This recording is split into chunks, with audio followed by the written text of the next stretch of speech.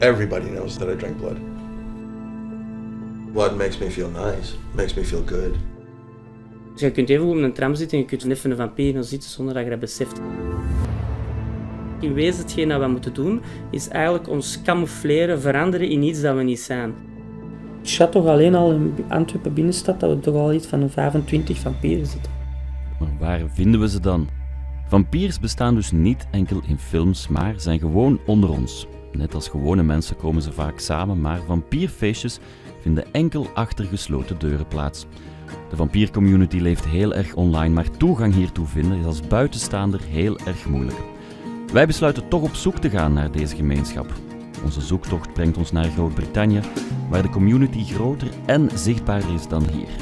Daar ontmoeten we Genesis. Ze is Portugees, 31 jaar oud, verzorgster in een rusthuis en vampier. I realized at one point that there was something different. I didn't really feel like other people. And this started in my late teens. And I always felt tired, I always felt strange. I would get these very strange urges, obsessions with, drinking blood or eating raw meat and stuff like that. My mother would sometimes find me in the kitchen in the middle of the night just eating raw liver. Onze Antwerpse vampier, die enkel anoniem wil getuigen, wist al heel vroeg dat hij anders was. Ik heb me altijd heel slecht gevoeld als kind ook.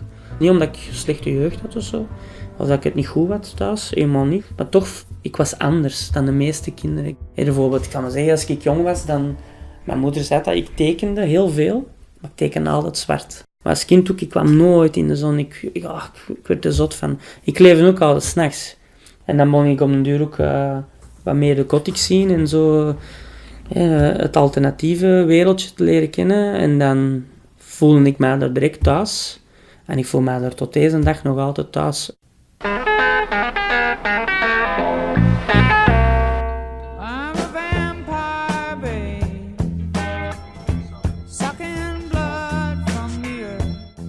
Ook de Londense vampiervrienden Damien, Robbie en Roon ontdekten al vroeg dat ze vampier waren. Everybody knows that I drink blood. I don't hide it. I don't care. My first donor, I was in a relationship with. So, you're my girlfriend. We've been together for 6 months. Everything's great, blah, blah, blah. Yeah. Let me taste your blood, come on. Yeah? You cut your finger? Come here. It starts. And it's a natural progression. Bloeddrinker zijn vandaag de dag is niet zonder risico's. Bloedziektes maken het moeilijk voor vampiers om een betrouwbare donor te vinden. Om als vampier aan je dagelijkse portie bloed te geraken moet je soms wat geduld hebben. I will never ask somebody to be my donor. So it isn't though, yes, and I meet you at a club and yeah, all right, no problem. That ain't happening. I meet you at a club, we get along well, everything's great, no problem. Let's go to the hospital and get your blood test and then we'll talk about it. I only drink blood from my boyfriend. I just go to my boyfriend and ask him, can I have this? I'm not feeling very well at the moment. It's not a big deal. It's just a need. It's like going to the fridge and taking a slice of bread out. Ik heb ook een kameraad van mij gehad. Die heeft vroeger altijd in de beenhouwerij gewerkt. Dus ja, bloed had ik à volonté. Kost een badpak, bij wijze van spreken. Als ik vandaag eens een keer een beetje bloed heb gedronken, zou ik maar zeggen, dan moet ik morgen niet panikeren dat ik iemand niet kan leegzagen. Hè. Ah ja, nee toch, ik heb juist een dag de veunummer gegeten. En wat doet bloed dan? Ja, dat geeft zo wat... Precies zo elektriciteit in je mond, als je dat voelt. Having blood makes me feel nice, makes me feel good. It's a bit like skipping breakfast and it's coming close to lunchtime. It's not quite as bad as an addiction. It's not like you're like a drug addict who can't get his next fix. It's nothing like that. You feel A slight euphoria. yes. And that's for both. For me, let's say it's us, right? And I'm feeding on you, you're my donor. I get that euphoric feeling, but so do you.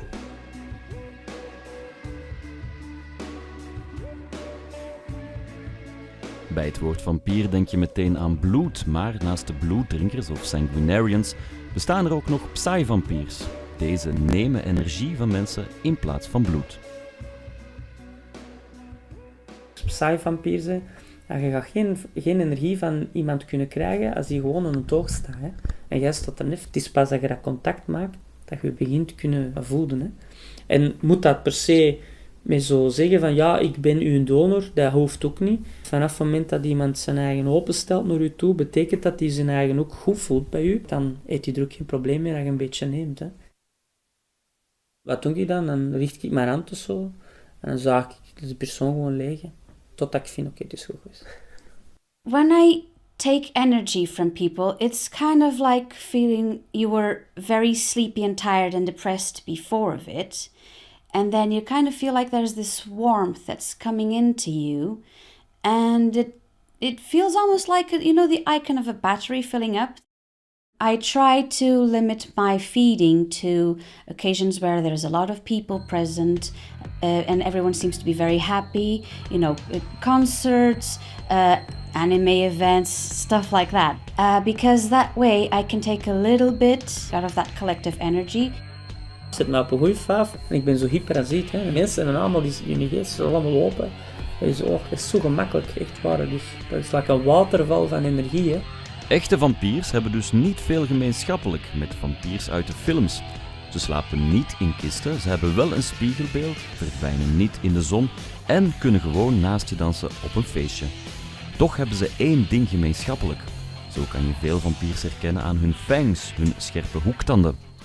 It's a symbol. It's a symbol of vampirism. It's not like we go around biting people. Not unless they ask really nice. Yeah. But Really. Yeah, you ask really nice, I'll give you a bite. I'll give you a little nibble.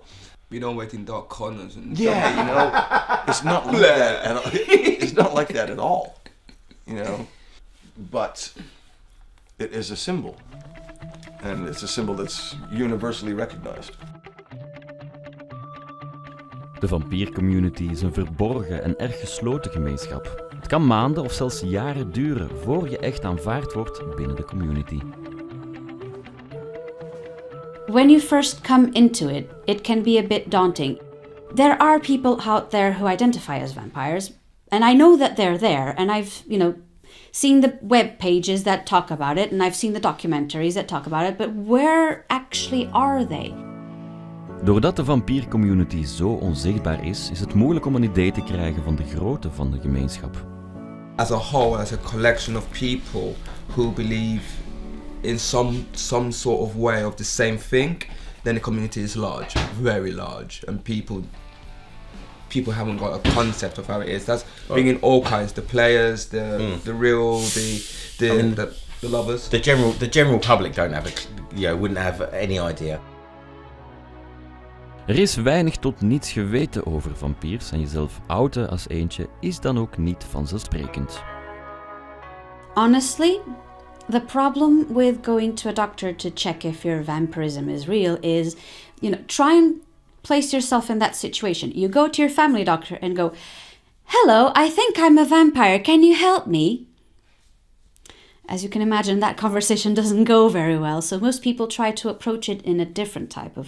They don't mention the word vampire in any situation, because doctors will just hit the roof and send you to the nearest psychiatrist immediately. Niet enkel de medische wereld staat wantrouwig tegenover de vampiercommunity. Het is voor vampiers ook niet makkelijk open te zijn over hun vampirisme tegenover vrienden en familie. It's not that I hide it from my parents, but it's not something I would just openly discuss with them because it would upset them. We just kind of pretend that everything is all right and I'm very, very normal according to their standards, and that way they can just carry on living happy with their own values and their own core concepts. A lot of people don't understand. They would just look at you and think you're nuts. But then they don't really need to understand. Het vampier zijn is tegelijkertijd een zegen en een vloek. Een zegen op vlak van je kunt je verslaafd maken aan iets dat eigenlijk nooit slecht zal zijn.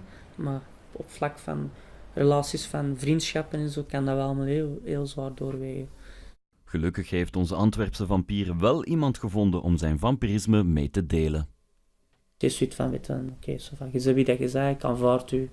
Voor buitenstaanders zijn wij gewoon normaal, zoals anderen. Maar dat je het natuurlijk wel op bepaalde momenten wel voelt dat je energie pakt. Hè? Ja, dat wel.